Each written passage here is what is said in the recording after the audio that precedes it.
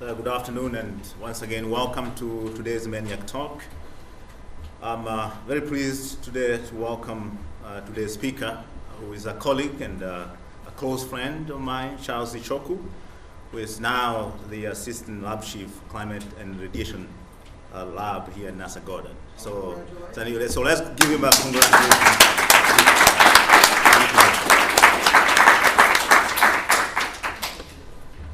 There is a Nigerian proverb.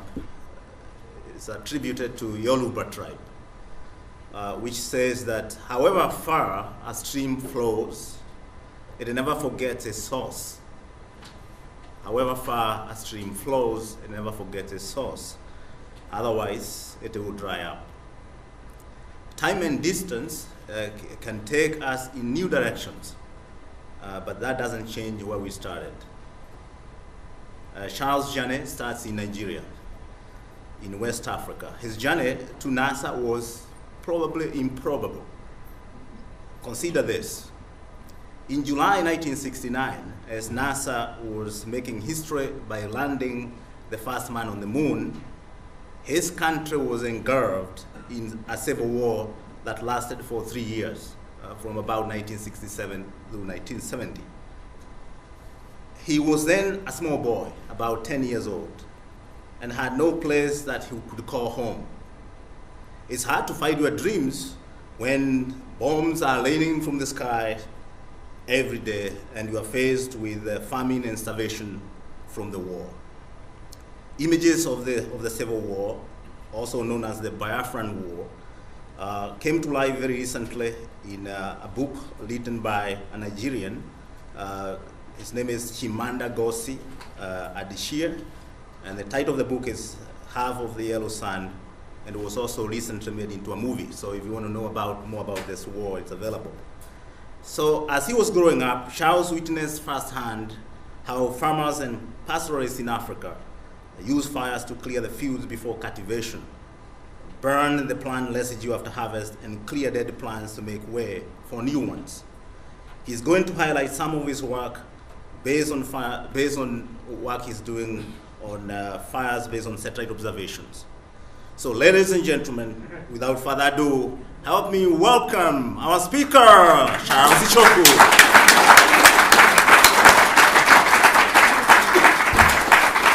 Okay, thank you. Thank you very much, Charles, for this. Actually, you are the one that you need the applause because of the way you've established this series, and I've been handling it so well. So thank you very much. Thank you for inviting me. It's my pleasure, and thank you everybody for coming. It's my pleasure to, we scientists typically, we always pursue the next best thing. We never think about thinking back to where we came from and things like that. So this was really not an easy, I've given a few talks. This was not an easy talk to prepare. I had to go down memory lane to try to fish out some things that I'd forgotten. So first of all, when you invited me to give this talk, I went on the web and I Googled journey. So I wanted to get a picture on the internet that kind of captures what I wanted to talk about. This was what I came upon. It's hard. I was thinking about how do I put all this together. I know in my life there is a journey, there is a start, there is a goal, and there are continents, there are planes and different things, there are mentors and everything. So how do you align all of this to make a coherent story? So that's what I'm going to talk about. What I did was to lay out, thankfully, my life and my journey, my profession, can be kind of fairly grouped into decades. So I put a timeline over here so that I kind of color-coded it so that when I'm talking and different epochs in my journey will be shown with the background of different colors. So I used this rainbow color. If you remember, some of you who did elementary physics in school, you remember the Roy G. Biv. From red to this. So that's how I put it there. So when I'm talking about a particular time, you will see the time I'm talking about. Now, the outline of my talk will be, I'll talk about growing up and the Biafra War that Charles mentioned. Then I'll talk about my teenage years and grade school, then college and undergraduate and graduate studies, postdoctoral experience in France, Israel, and Germany. And I'll talk about coming here to Goddard, the phase 1 and the phase 2. And then finally, I'll kind of project where I'm going. All right. So I was born in Nigeria, as he mentioned, toward the end of 1958. So that's how it was aligned. I was born in a place called Zaria. You see it here. And my parents, my dad was a successful businessman in the construction industry. And my mom was a homemaker. And my dad, neither of them actually went to school as such. My dad hardly finished 3rd grade. My mom didn't go to school at all. So, but we were doing well. He was really doing well. This is my earliest picture that I could find. If any one of you thinks that I'm the one on the left, please raise your hand. If you think I'm the one in the middle, raise your hand. You're all right. How is that? Does it mean I haven't changed or anything? Okay, so this is it. So my mom, my dad first had a wife, had 2 children, a boy and a girl, and his wife passed away before he married my mom. So my mom was much younger than my dad. So these were the first 3 from my mom, Emeka, Mary, and Charles. Okay, so we were living well, and then in late 1960s, some political issues started, whereby people from this region of Nigeria, they started killing such people here in the north, and we lived here. This region that is roughly outlined in this parallelogram is the area called Biafra. So those people decided that, okay, we will succeed and become an independent nation. And so we had to move from where we lived to this part of the world where we come from. By the way, Nawfia, that word in my title, is my ancestral hometown. That's where my ancestry can be traced to the very first man that established the town. So we remember that. Some people who are at home remember who was whose father and whose father and whose father until like several centuries ago. So we had to come down here. First we took the train and came down, and our hometown is somewhere here. If I blow up this area, this is what you get. So this image, you can estimate that this measures about 20 miles across. This is my hometown here. So we came back here. How did we come back? It was not a one-step affair. First, my dad sent us home, my mom and the children. And we came down home, we sat there. Those were not the days of phone calls when you picked up the phone to see whether he's doing well. So we didn't know how he was doing. He was there. We didn't know what was going on. So then, thankfully, one day he showed up at home, alone and with nothing. So he told the story of, he went to church on a Sunday morning, and one of his gardeners, who was very faithful to him, came to the church and told him, don't go back home, they're waiting to kill you. So if you know anything, just flee. So he fled. He came back with nothing. And we were there. So we were living there because things were a little bit difficult. My dad had a younger half-brother who had a small house at home with 3 rooms. 3 rooms, that's it. And so one of the rooms, he lived with his wife. One of the rooms, his mother lived. The middle room, his children lived. So he had to move his children to his own room so that we can stay in that middle room.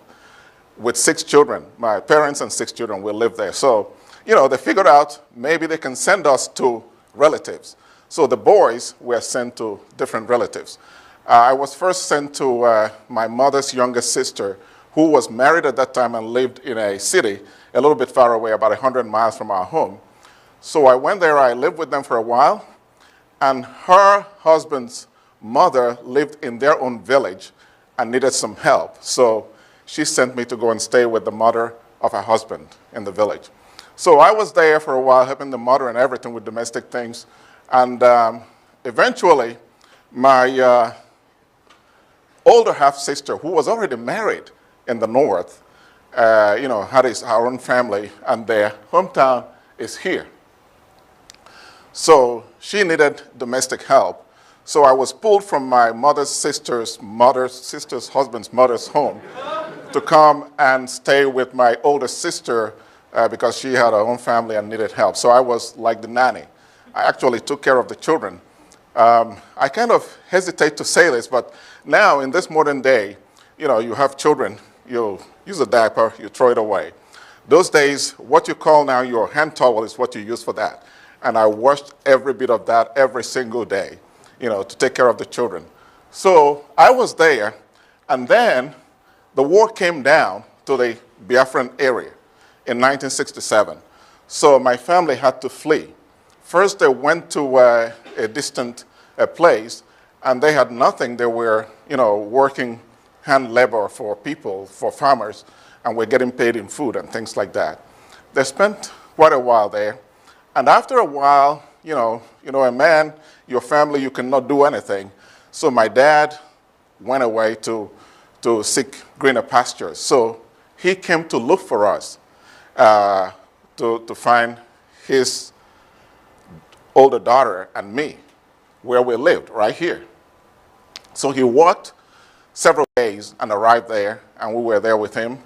And after a while, you couldn't make a phone call to tell your family I'm doing okay or whatever.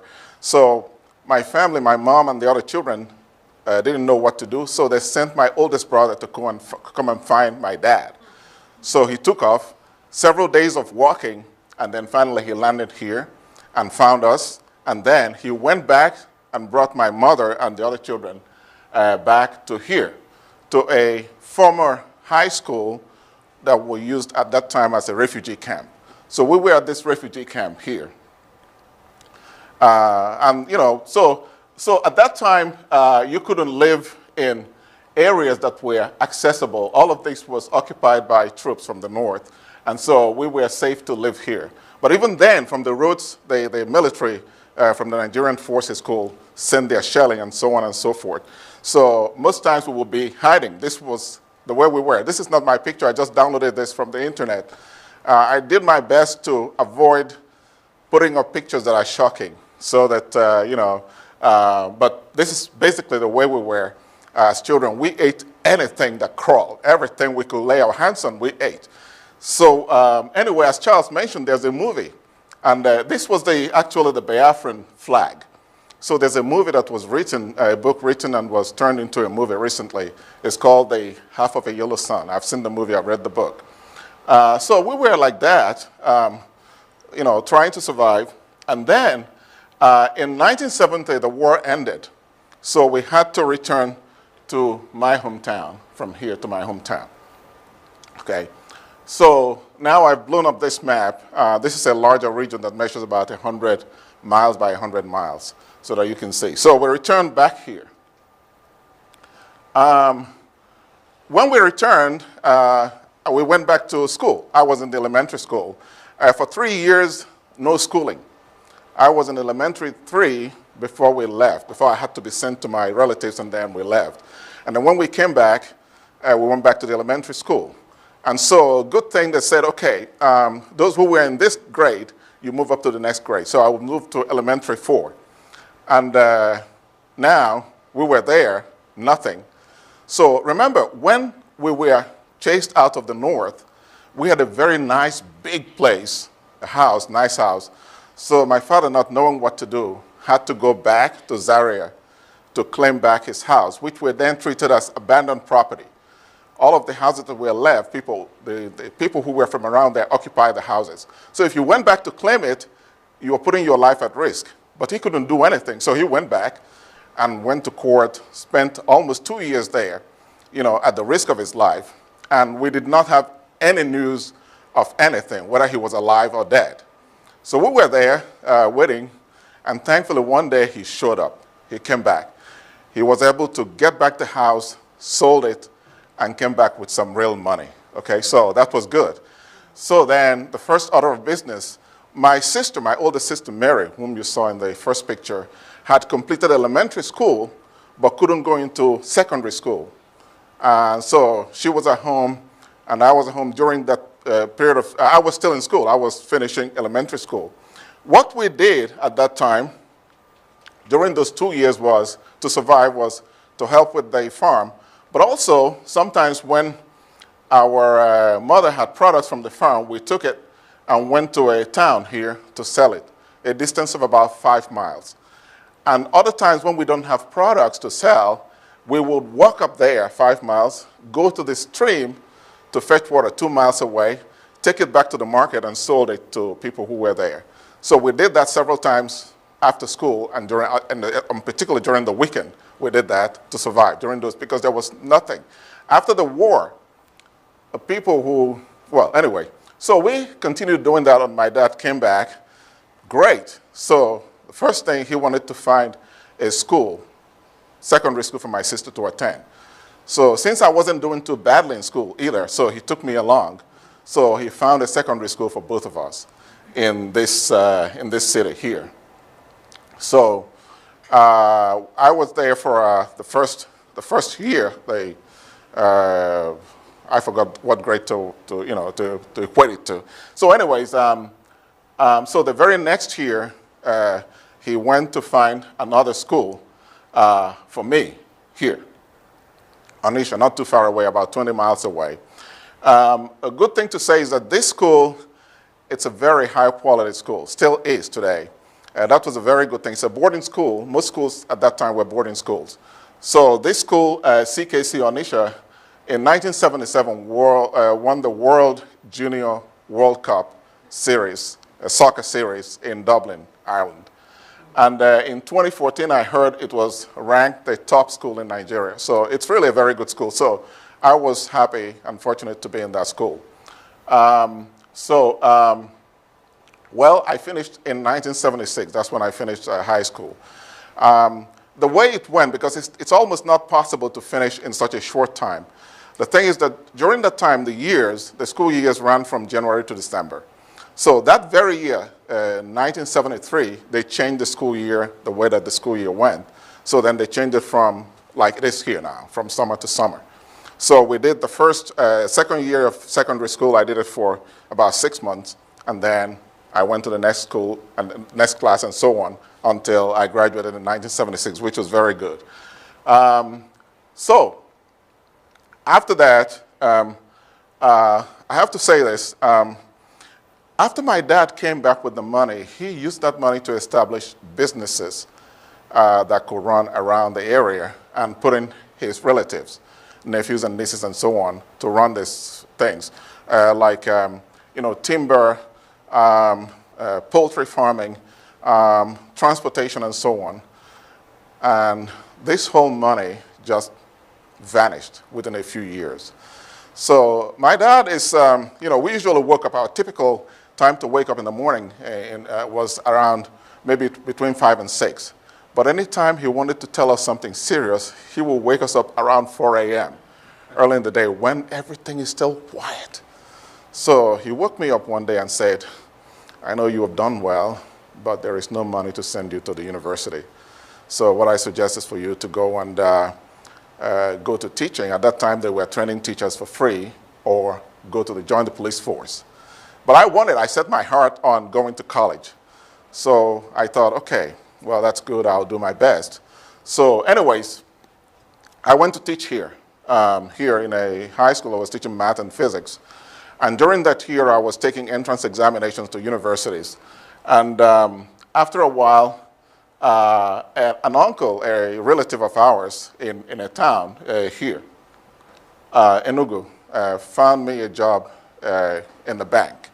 So I left that and went to work in the bank while I was still continuing to take my entrance examinations. Thankfully, I got accepted in all of those colleges. So I chose to go to this one, to the one that's located in that same city, this one, the University of Nigeria, Enugu campus. This is actually the area, quadrangle, that I was for 5 years, actually longer than that. This is a pair of buildings, this one, and another one that's on this side where our department was located on the ground floor. This is the library building. And so I was there, not sure of how I would finish college, but at least I saved enough money to get into college. So thankfully, after my first year, you know how things happen, I got awarded a merit award. This is an award, a kind of scholarship that the federal Nigerian government gave to students that did well. So that saved me, so I had, it was easy for me to just complete college without any problem. It was in that first year in college that I got to hear for the first time about NASA. Because our head of department at the time, Prof. Fubara, was said to, we heard it amongst the students that he did some NASA projects. He worked for NASA somehow. So I was searching the web, and I actually found a report he did. He was working for Battelle at some point, and they wrote this report. And so he was the head of the department. So what I thought at that time was how cool it would be to work for NASA. But I didn't think I would ever do that. No way. So anyway, so I was studying there for the 5 years. During that time, I already made up my mind that I'll be working while studying, tutoring, teaching, doing broadcasting and things like that, and working every summer. So I did it. So I was kind of saving money while in college, even though I had the scholarship to finish. So we did that, and after you graduate, there is a Nigerian National Youth Service Corps. It's like a Peace Corps. They send you to go and serve somewhere for a year. So I did that for a year, and after that, the department was starting its graduate program. So some of us applied, and I was accepted to go there as a graduate assistant while teaching and starting my master's program, which I did for a while. And in 1987, I got my master's in January of 1987. You might wonder, how is it that you start a master's program in 1983 and go all the way to 1987 to finish it? A master's should normally take 2 years, isn't it? Okay, now imagine this, especially some of these young people. So my research period was from about 1984 to 1986. So you remember this? Okay, so we were on campus doing your programming, Fortran programming, Fortran 4 at that time. And you will do that. Then we will go to the Ministry of Statistics where they had this machine. We didn't have it on campus to type these cards, the punch cards. So this card, each of these cards represents one line of code. Then you had to compile it very well, make sure you do not change their places. And then, thankfully, because of the money I saved, I was able to buy my first car, which was a used Beetle, Volkswagen Beetle. So I drove about 76 miles from here, the campus where I was, to the main campus to give it to them in the window to run in the IBM. I think it was IBM 370 or something like that, which I never saw with my eyes. You give it through the window, and then they put it in line and say, okay, we'll run it, come back next week and check. There was no way for you to make a call and say, have you done it? So the next week you will go there, they'll tell you, well, there was a lot of power outage, and we couldn't run it. So then you drove back. So we did this, and then after they run it, they print out this printout, and that's where you see your errors. You went back, you corrected your errors, you went to the ministry, you punched the cards again, inserted it where it belonged, then you drove back and submitted again. So it took so long. Now, these days, if you want to do something, you just do everything on your laptop. That wasn't the case at that time. So we did that, and after I got my master's, I was trying to say, what about PhD? What am I going to do? I was very fortunate. One day, I went to the bulletin board and saw an announcement that the French government wanted to give scholarships to go to France and pursue PhD. So to do that, you had to go to the French Cultural Center in the same city where I was. So myself and a friend, we went there. We saw the French Cultural Center representative and asked him, how are we going to qualify for this?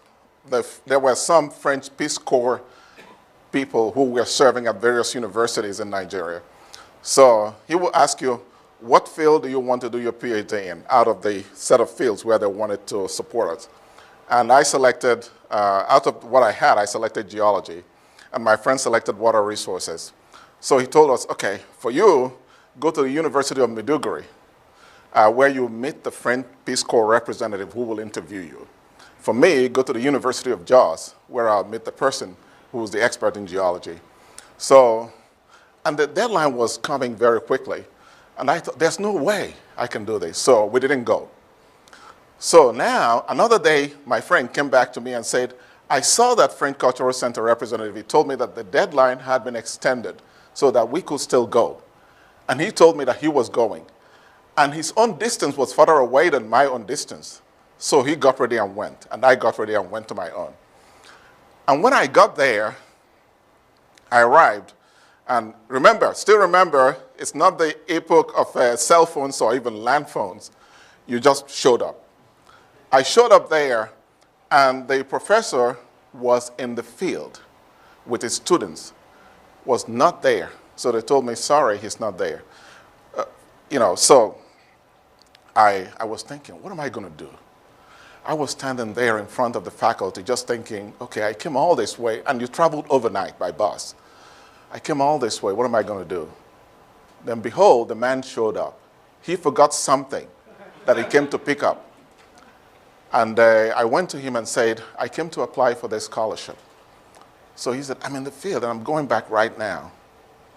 Then somehow he thought again and he said, okay, go and write a proposal of what you want to do. Bring it to me today. So I went and borrowed a paper and pen and went into one of the classrooms, sat down and wrote a proposal of what I was going to do there. It's a short proposal, like 2 or 3 pages, not too long. So I took it to a typist in the office, paid her a little money, and she typed it up for me, and I gave it to him. And he said, okay, good. I'll send it up along with your certificates and everything to the French embassy, and then you will hear from them. So I did that, and the next day, I took a bus again overnight and went back home, and I forgot about it. So one day, I think it was October the 2nd of that year, 1987, I got this letter. Congratulations, you have been awarded a 5-year PhD scholarship in France. You had to report in France by the 12th of October. Yeah, because those days, the letters took time to travel.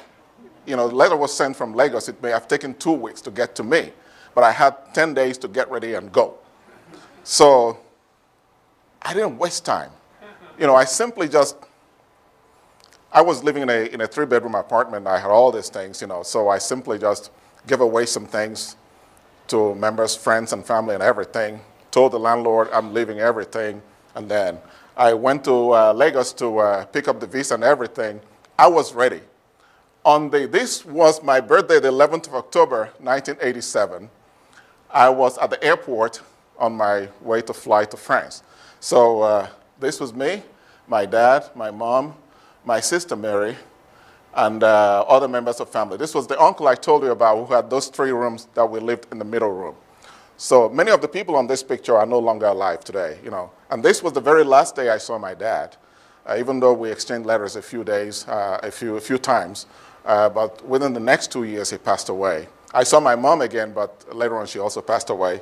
My sister also has passed away. My uncle also has passed away. It's been a while. So this is France. So I arrived in France on October the 13th. So, so it took me only 10 days to get ready and get there. And I found that we're going to study French, the French language in Nancy, which is located here. So I took the train and went to Nancy and I reported there. I realized that I was the first of 5 other Nigerians got the same scholarship like me. So we were supposed to be in the French language program altogether. So that's what we did, and I was the first to arrive. Actually, I don't know what happened to the others. It took about 2 weeks for the rest of them to come, but I didn't want to miss my opportunity, so I got ready and went there on time, whatever it took. So they were very good to us. So during that year, we studied French. they also sent some professors to teach us math and sciences in French so we can grasp the language of the science. And they also assigned us to labs to do practical work with the people in different labs. So we did very well, and they took us on a 2-week trip throughout France. They got a minibus to drive us around. So we really had a lot of fun. So this was us, the 6 of us. This was me here. I think this was during that trip we made around the country. And so during the time I was here in Nancy, I got in contact, they put us in contact with our professors. They were the ones that found the universities and faculties where we were going to pursue our PhD. So I got in touch with my professor, and he recommended that I go and do a professional master's at Toulouse, southern France. The French National Space Agency has a very big center there. And next door to that was this training program that they co-organized with other organizations. So I spent the year there. After that, I had to go back to Paris, to the actual university, Pierre and Marie Curie, the largest science university in France. And that's where I spent the next years to do my PhD. This was my professor, Professor Korovitz, a fine man. You know, he treated me very, very well. He accepted me and showed me the ropes. This man was another scientist in that lab, Jean-Francois Parot. He was also working. Remember, those days also, even though things had improved with respect to computing, we had workstations. You did not have your own desktop. We had workstations. So in the lab, we had 4. So we shared it. You came in, you were working. Somebody else wants to work, you left, and somebody else worked. So this man, Jean-Francois, was working there. So we were always meeting there in the lab. After a while, he took a liking to what I was doing, and he helped me a lot. What I found is that everywhere I go, there is at least one person that took care of my welfare. I don't know why. You know, they just simply decided, out of the goodness of their heart, they paid attention to what I was doing well and were helping me. This was the man, Jean-Paul Roudon. He really did a lot for me. I don't have time to talk about. So the first research we did was to extract drainage channel networks from digital elevation models. We published this in Water Resources Research in 1992.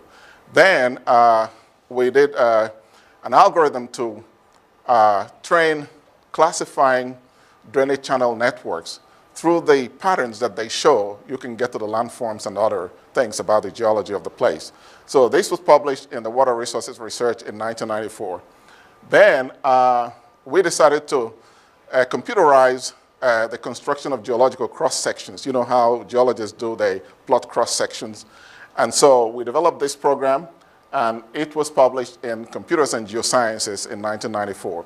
Then we went ahead and tried to use that to go to the subsurface and look at what the subsurface is, the groundwater and everything.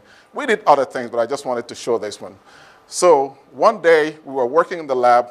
My prof came in and said, okay, you've done well. Now write up and defend your dissertation. So I was very happy. In less than 3 months, because we'd already had a lot of papers published or accepted, put it together, wrote a synopsis, defended my thesis on the 29th of June of 1993. So this was my defense. This is my professor here. This is the Jean-Francois Parot, who was also helping me in the lab. So more recently, I was on visit on passage in France, and this is my professor and his wife. They welcomed me very well, took me to lunch and everything. In 2008, I was there again with my family. They took care of me again. Last year, I was going to visit, but it didn't quite fall well, so I couldn't go. So I'm still in touch with my professor. When I completed my PhD, my professor was doing his best to find me somewhere to work. So there were several things that happened. Maybe I should tell this story. You know, so one time the ELF company came, representatives from the company, the oil company. You know, what I did was relevant to them, so they came. And so he wanted me to meet them. So I was in the lab where many of us shared. And one of his new postdocs, he sent him to go and find Charles to come and talk with these people. So I was there all by myself. There were other people that were not there. He opened the door, he saw me, he went back and said, I didn't see Charles. He actually didn't know I was the one, because he could have imagined, how will this person be the one that he wants him to come and talk to Elf? So later in the day, my prof asked me, they came and I was waiting for you. I sent somebody to find you. They couldn't find you. I said, I was there. I saw him when he opened the door. He didn't say anything to me. He went back. So that was passed. So anyway, so my prof was trying to organize things for me. So he got in contact with a colleague in Israel, a geologist in Israel, and they organized for me to do a postdoc there. This was my mentor in Israel, Aaron Kanieli. You'll hear about him again as we go along. So the colleague that my prof contacted was Yaakov Arkin, who was the Geological Survey of Israel. So he contacted Aaron, who was a professor at the Desert Research Institute, and so they helped me to get a postdoc position, a 2-year postdoc position. So I told you that anywhere I go, there is at least somebody who is intent on helping me. This was the guy, Hendrik Bruins. So they helped me very, very well. He and his family. We still communicate today. And so the work we did in Israel was first to try to derive channel networks from digital satellite imagery like Landsat, Spot, and so on and so forth. And we published this in 1996 in the International Journal of Remote Sensing. And another time, next we did the fractals to try to say, you have different channel networks, which one is optimal? So we did fractal analysis and published this in the Water Resources Research in 1996. And again, we started looking at the geology of the Jordan Rift Valley. So many things happening there, the tectonics and everything. And we did radar interferometry. And this was published in 1998. During that time, when the 2 years were very close to ending, 2 things happened. First of all, we submitted a proposal to be funded so we can continue research. While we were waiting for the proposal, I was applying to different institutions for faculty position, especially US universities. And one time, the Technion Institute of Technology in Israel advertised a position. So I applied. They invited me for an interview. I went there. After I talked with them, they said, okay, start coming as an adjunct for now. So I agreed. So I was going as an adjunct. And thankfully, our proposal was funded. So we were able to do more work. Another thing that happened was that a professor showed up from Germany to conduct measurements of aerosols in Israel. So I was there, so I participated fully in doing that. So during that time, anyway, so eventually he invited me to come to Germany to work with him in analyzing the data we collected. And at the same time, the Technion gave me the position, full-time position. But it took a long time. The Ministry of Interior could not give me the work permit to actually start doing the work. So when he invited me to Germany, I said, no, thank you. I appreciate it, but I have a more permanent position here. So after I waited for a long time, this work permit was not coming through. So then I wrote to him again and said, is your office still open? He said, yes. I packed my things, sent it across, and then we moved. Just before we moved, the ministry said, please come and take the residence permit. So I went. Actually, it was the university that pestered them, and they finally said, okay. So we went there, they gave it to me, but I had already moved my stuff to Germany, so I couldn't stay. So we left. And we were there. So the professor that came to do the measurements, some of you know him, Andy Andre, he's a very accomplished professor. So I went there to work with him.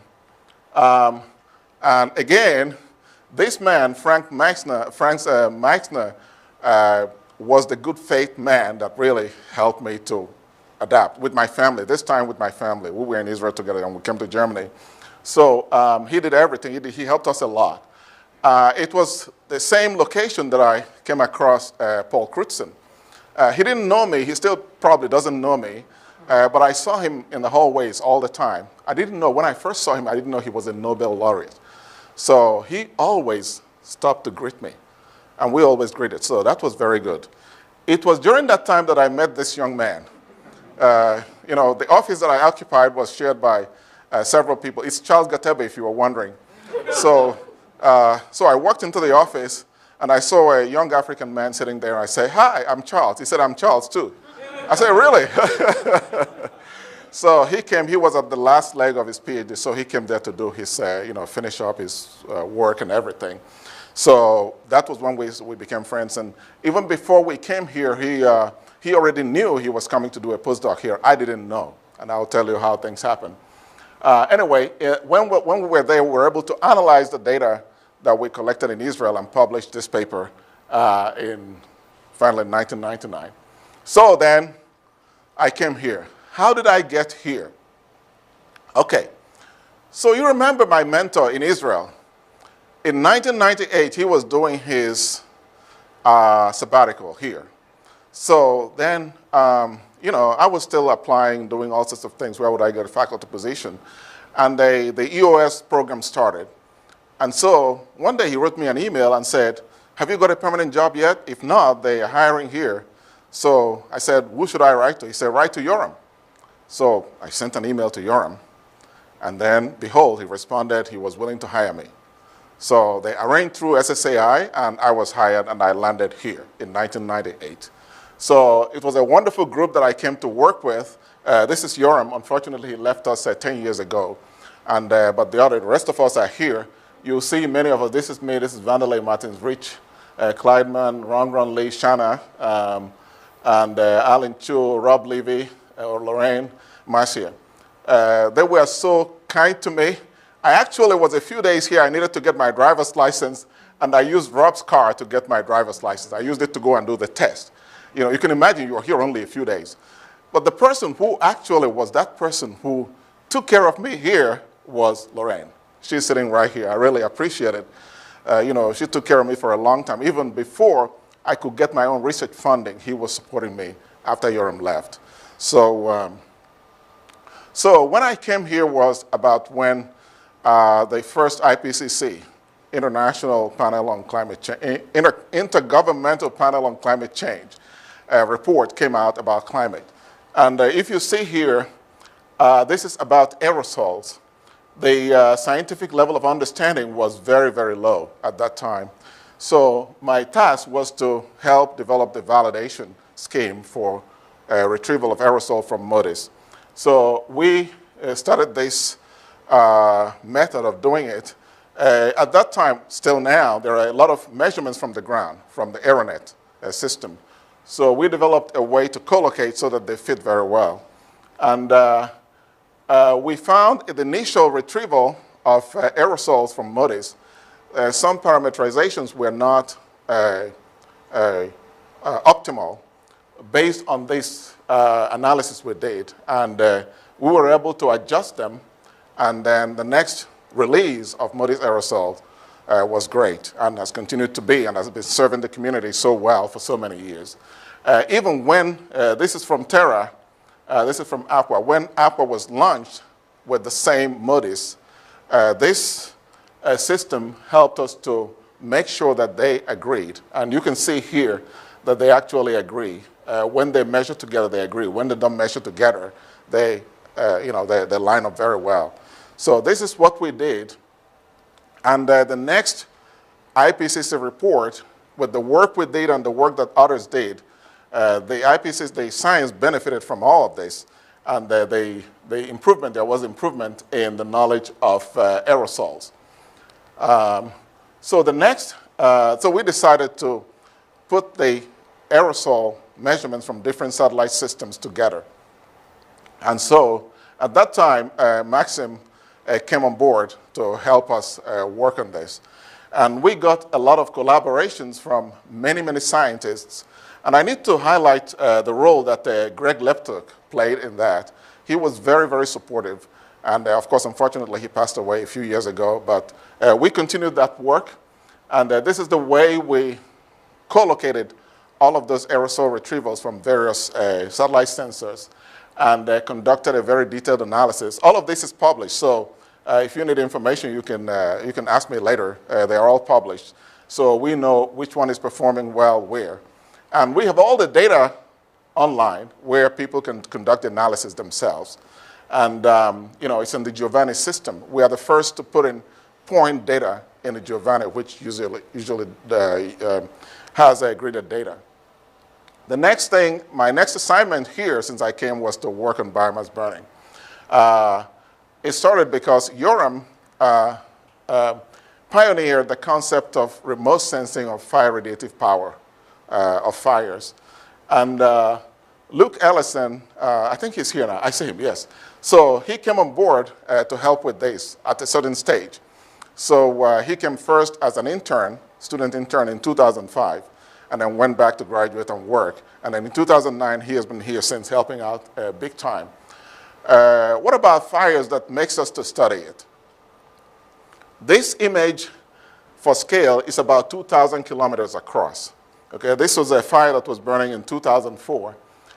What does fire do to make us to be interested? They disturb the ecosystem, life and property. They affect the air quality, the smoke that they release. Gases and aerosols affect the air quality. When they interact with clouds, they change the properties and can affect the precipitation capability of the clouds. When they are over dark surfaces, they can help cool the surface. And when they're over bright surfaces, they do the opposite. And they get deposited, the black carbon from smoke can get deposited in smoke and ice and accelerate the melting. So all of these things make us to study fires.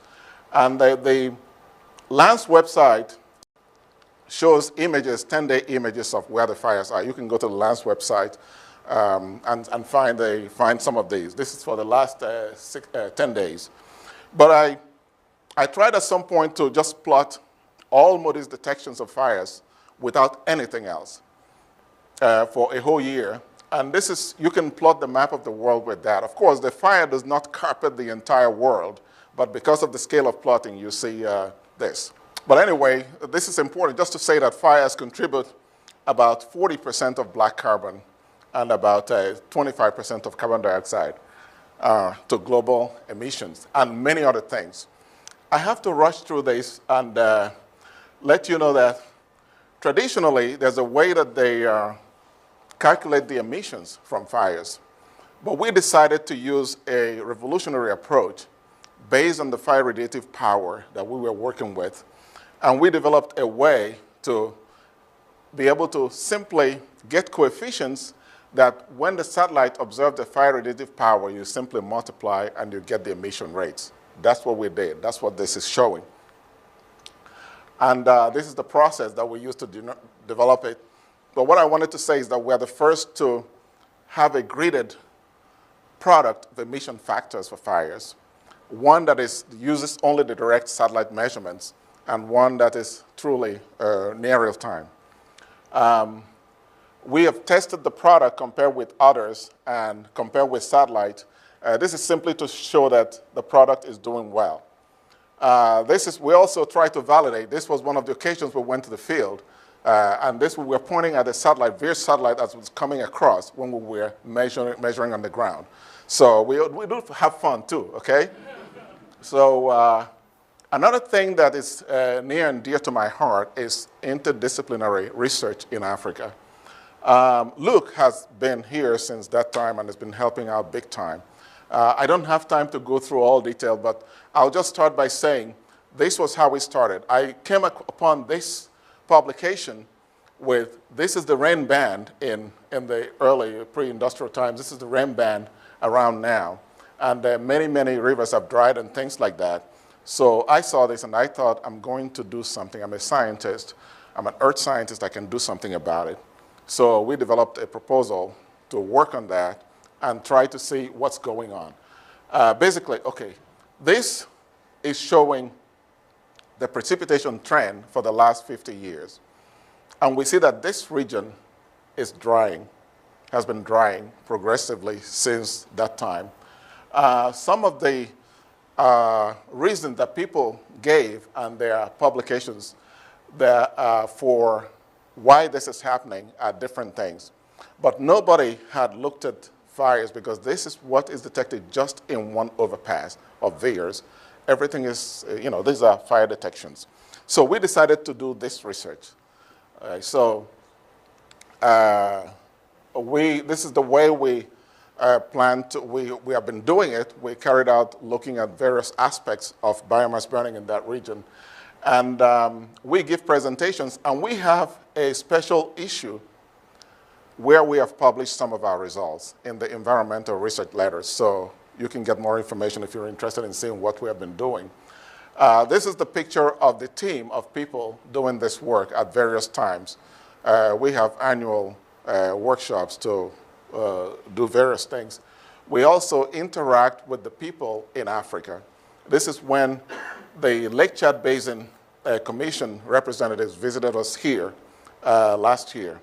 And this is when we visited the WASCAL, an organization that is responsible for the climate of West Africa. So we were there earlier this year and took these pictures. Some other experiences is I had is outreach and education. This is where we were giving talks to students. I also participated in GLOBE. The GLOBE is an organization that puts science into the great schools. We were able to help develop their climate research campaign curriculum. And I was there. I worked with Charles Gatebe and Bob Cahalan at that time to do that. And we put some podcasts and things like that and the program, everything that they're using.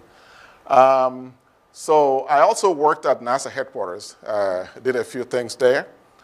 And then when I came back, Bob Cahalan, who was the lab chief at that time, was also the project scientist of SOURCE and THESIS. So he appointed me the deputy project scientist for THESIS. THESIS simply is still to be launched. It will continue the measurement of solar irradiance reaching the Earth, which helps to provide information for quantifying what's happening to climate. Some of my future plans, I hope to continue to refine the study of fires and emissions. I also hope to promote the use of science in Africa, especially in West and Central Africa. And one of my secret ambitions is to be able to facilitate the launching of a high-resolution geostationary satellite over Africa, a resource that will be shared by all of the countries there who will have ownership. So I don't know how that will be done, but anyway, I will acknowledge that I've been here, I've interacted with many people, I've got a lot of help. I cannot thank everybody individually, but I wanted to mention a few, just a few people. Here is for this Earth Science Division. A lot of people have been of great help to me. The leadership, I wanted to thank some people who have taken specific actions that benefited my career and life. Franco Inadu was the chief of the director of Earth Sciences. Upon the recommendation of Yoram, he hired me as a civil servant. Yoram recommended this in 2001. I was finally hired in 2008. It was a long process. It was not easy, but he kept his promise and delivered. Shahid Habib was the chief of the applied sciences here. He gave me so many good opportunities, which I don't have time to say. Bob Cahalan was actually the one who hired me upon the direction of Franco and gave me several opportunities. Lazarus Oriopoulos, who is our current lab chief, has been very supportive. He, as you heard Charles mention last week, he named me his deputy, so which is very good. I also wanted to talk about a few people at headquarters who have been very supportive. Lawrence Friedel of Applied Sciences gave me the first seed money for the fire research. Phil DeCola, Gary Gutman, Hal Merrin, Jack Kay. I cannot finish without talking about my family, because I have a great and excellent family. My children are excellent, but my wife is the best. You know, she's sitting right here in front, actually. She has done, she is so beautiful and kind, and she has made so many sacrifices for the children and for me, and continues to do so, and I'm really grateful. And this year, I had my first graduate in my family. That's my first daughter, Chioma, who's sitting here. She graduated from Virginia Tech. So it was a happy occasion. Here, the other two couldn't be here because they had other engagements. Well, I also benefited from people that I don't know, that I may never meet, through their books. And I've read a few books. Some of the things, some of the information, some of the quotes that I've read are my favorite, and there are many, many thousands of them, are very simple. They're very simple, but profound. To whom much is given, much is expected. These are the ones that I use, and I use many of them more. The one who is unwilling to work shall not eat. A person can do nothing better than to eat and to drink and find satisfaction in their labor. So we need to do good work to find satisfaction in what we do. Enjoy life with your wife whom you love. Yes, I do enjoy life with my wife. And I hope to continue to do that for many, many years to come. In interacting with people, be quick to listen, slow to speak, and slow to get angry. Rejoice, always. I'll say that again, rejoice. I put something here so we can come back to that. The wisdom, because here I said wisdom. Wisdom is the fear of something, and to shun evil is understanding. All of these quotes come from the same book. Who can guess what book that is? Somebody. Exactly. The Bible. And it's not only science that has citations, the Bible has citations too. So I've put on the citations here. And the word that's been missing here is the Lord. And that is why I am always also learning to give thanks to the Lord, because he has been good to me. If you wonder why, if you wake up in the morning and your whole body still responds to you, you get ready and go to work, and you still have one of the best jobs in the world, and you go back home and you still have one of the best families in the world, what else do you need to be happy? I rest my case.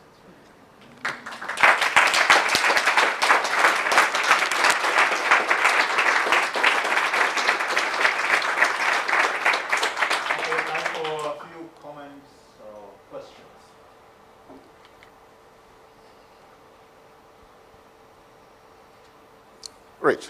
Charles, you didn't tell us when in the process you went to North. Oh man, that's another story. It could take a whole hour. Yeah, no need to start because it's a long story. But you know, one thing I have to say though is that when I was in college, I was praying, really praying day in, day out for God to give me the best wife until I met her, and it took over 10 years. And he gave me better than I asked for. That's all I can say for now.